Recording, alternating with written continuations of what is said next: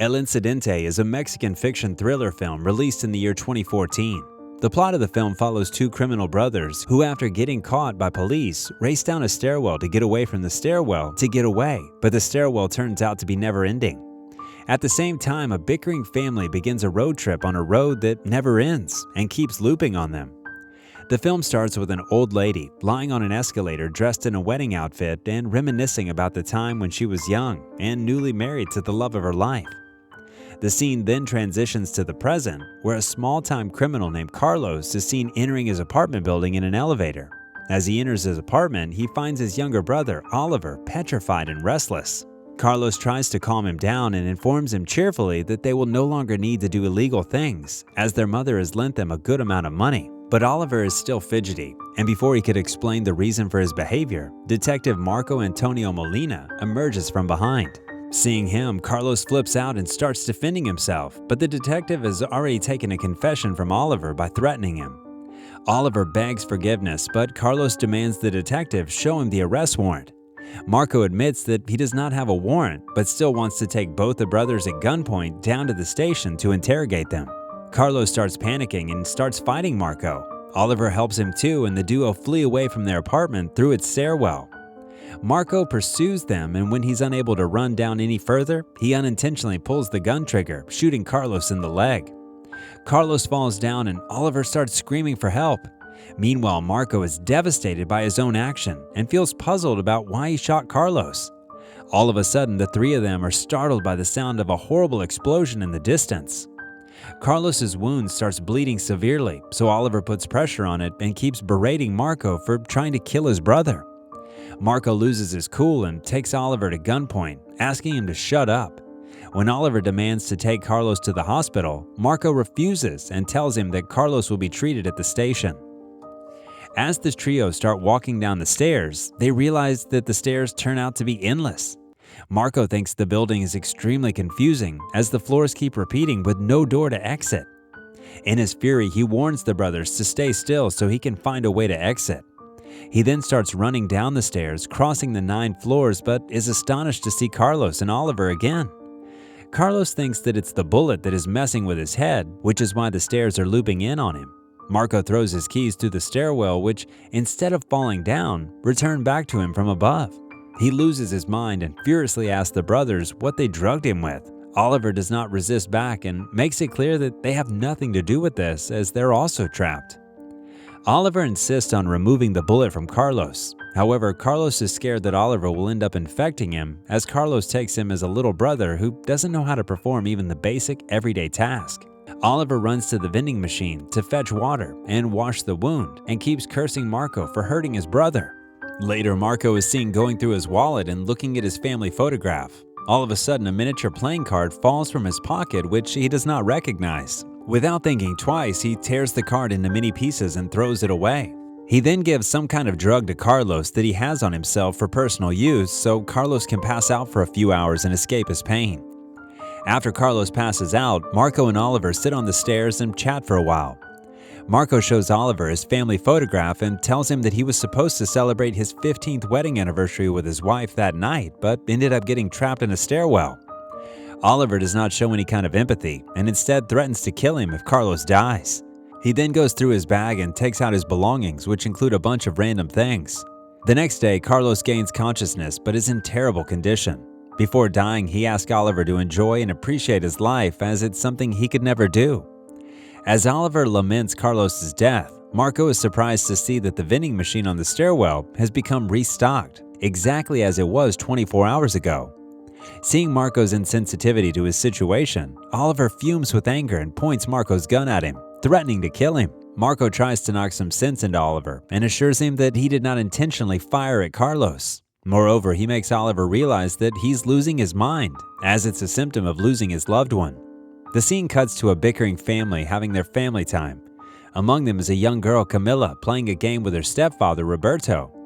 Camilla's brother, Daniel, does not seem to have a nice relationship with his stepfather and is very quiet and distant. They are planning to take a road trip for which Daniel is seen packing his stuff, among which he packs a deck of miniature playing cards, just like the one Marco found in his wallet. Sandra is the mother of Daniel and Camilla and they are preparing to take a 6-hour-long road trip to meet their biological father, Tomas. Roberto feels apprehensive about the trip, but Sandra reassures him the long drive will give him a chance to bond with her children, especially with Daniel.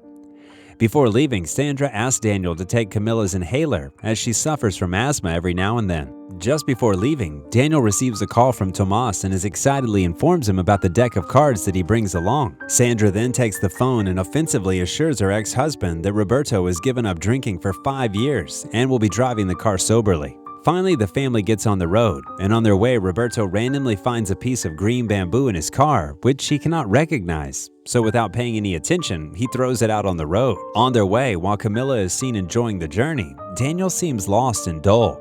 Roberto stops at a gas station where he offers Camilla juice despite knowing the fact that she's allergic to sugar. Camilla trusts Roberto and takes a sip from his juice. She then goes to the bathroom and before leaving, gives her inhaler to Roberto, asking him to keep it safe. When Sandra finds out that Roberto fed Camilla sugar, she freaks out and berates him for being a careless man. They resume the journey, but halfway through it, Camilla slowly starts having an asthma attack. Sandra and Roberto step out of the car to check on her, and accidentally Roberto steps on Camilla's inhaler, destroying it in the process. Sandra feels worried for her daughter and asks Roberto to turn the car back. Roberto turns the car, and all of a sudden, the four of them are startled by the sound of a loud explosion in the distance. Sandra starts panicking and bickering that Tomas was right about Roberto when he called him a drunk and a clumsy man. Roberto keeps driving and soon realizes that he is repeatedly passing the same gas station and that the road keeps looping on him. Sandra is unable to see her daughter suffering and insists on driving in hopes to find an exit. Daniel realizes that the clock in the car shows evening time despite the sun being out. Unable to breathe, Camilla starts turning blue and Sandra feels terrible as she cannot do anything to help her. Roberto feels ashamed to have destroyed Camilla's inhaler and keeps driving to find an exit. However, he keeps passing the same road sign. Exasperated, he gets out of the car and walks through the brush to seek help. Soon, Camilla stops breathing and dies due to the absence of her inhaler. Sandra's unable to believe this and starts thinking that she's stuck in a nightmare. She sits in the driving seat and despite not being a licensed driver, starts driving. She keeps saying to herself, "This is a dream and you have to wake up." Seeing her completely lose her mind, Daniel picks up Camilla's body and leaves the car while Sandra drives off rashly. He keeps walking down the road in the opposite direction, holding his sister's body. All of a sudden, Sandra meets them at the same point and is devastated to know that they are trapped. She walks into a store and mourns over her fate. On the other hand, Daniel spots Roberto running back from the bushes, and all of them give up their hopes of escaping. The scene transitions back to the group that was trapped in the stairwell. Through Marco and Oliver's message written on the walls of the stairwell, it becomes clear that 35 years have passed since the incident, and both of them are still trapped in the same location. Each day, they find a fresh copy of all their belongings. Both Marco and Oliver have turned into old men surviving on the food from the vending machine that restocks every 24 hours. Over the decades, these items gather into towering piles as the duo attempts to live their repetitive lives. Marco has turned weak and is unable to climb the stairs, so he drags himself on the stairs to get a hold of whatever he wants. Meanwhile, Oliver keeps himself fit through regular exercise in the stairwell. He even made a shower for himself using punctured plastic water bottles and using nail cutters to trim his hair and mustache. With the overload of everything, Oliver makes sure to keep things organized every day, such as placing his backpack, money, nail cutter, clothes, headphones, book, and many more things in their respective piles. Oliver leads Marco in rituals worshiping Carlos's skeleton to keep him busy. Marco is seen remembering his daughters and calculating their ages with Oliver. All of a sudden, the scene cuts to the same escalator that was shown at the start of the film, with the same old lady handing a rat to someone passing by. The scene cuts to the endless road where the bickering family was trapped. There's trash all along the road, which also kept multiplying day after day for 35 years. Daniel, who's now a grown-up, lives self-reliantly, secluded from Roberto and Sandra. He has now accumulated a stash of Camilla's inhalers and piled them on top of one another. He cooks food independently and plays with his deck of cards alone. Meanwhile, in the middle of the night, Marco has an epiphany and calls Oliver to explain to him that he in reality is Daniel and that none of this is real, but instead an alternate version of their real lives. On the other hand, Sandra dies and Roberto buries her. All of a sudden, Roberto and Marco's heads start pounding and they're struck by clarity. Roberto explains that he's about to die and now understands why they are stuck here. Simultaneously, Roberto reveals to Daniel and Marco reveals to Oliver that nothing that has happened is real. Marco reveals that he actually is Daniel, the 10-year-old boy from the incident of the endless road, whereas Roberto elucidates to Daniel that when he was a 10-year-old boy, he was stuck on a green bamboo raft for 35 years after the instructor met with an accident. Roberto urges Daniel to note down whatever he's saying as he'll forget it, just the way he himself forgot when he was told about it.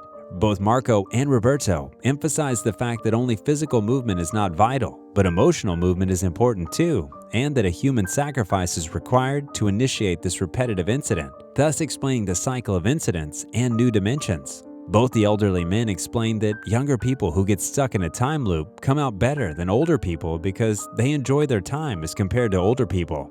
Moreover, young people in their real life have more contentment and affluence than older people who experience more sadness and bad luck. As Marco and Roberto explain Oliver and Daniel respectively, snippets of their real lives are shown portraying their good and bad times. Before taking his last breath, Roberto requests Daniel not to enter the car so that he can break the cycle of creating new dimensions. Marco, on the other hand, requests Oliver not to enter the elevator so that he can also break the cycle. As Marco and Roberto die, they leave a small red diary for Oliver and Daniel. Daniel buries Roberto and starts walking on the road. He finds a police car parked in the middle of the road, and after looking inside it, he walks away. However, after taking his belongings, he enters the police car, following his fate against Roberto's advice. Meanwhile, Oliver initially tries to kill himself but ultimately enters the elevator to leave the apartment building, going against Marco's advice. Daniel becomes Marco and heads out to arrest Carlos and Oliver after he reads the red diary. On the other hand, Oliver becomes the Russian bellhop named Carl, who's an elevator operator. Glimpses of Marco, Oliver, and Daniel's lives are shown, including their positive and negative incidents. While Marco is off to arrest Oliver and Carlos, Carl operates the elevator for the two newlyweds. As the newlyweds arrive on their hotel floor, Carl brings a bee that stings the groom. Suddenly, the three of them are startled to hear a loud explosion. Since the groom is allergic to bee stings, he dies. The film ends with Carl and the bride trapped in a new dimension for the next 35 years. The movie has a rating of 6.3 on IMDb. I hope you all like this video. If yes, then make sure to like, comment, and most importantly, subscribe to the channel for more movie recaps.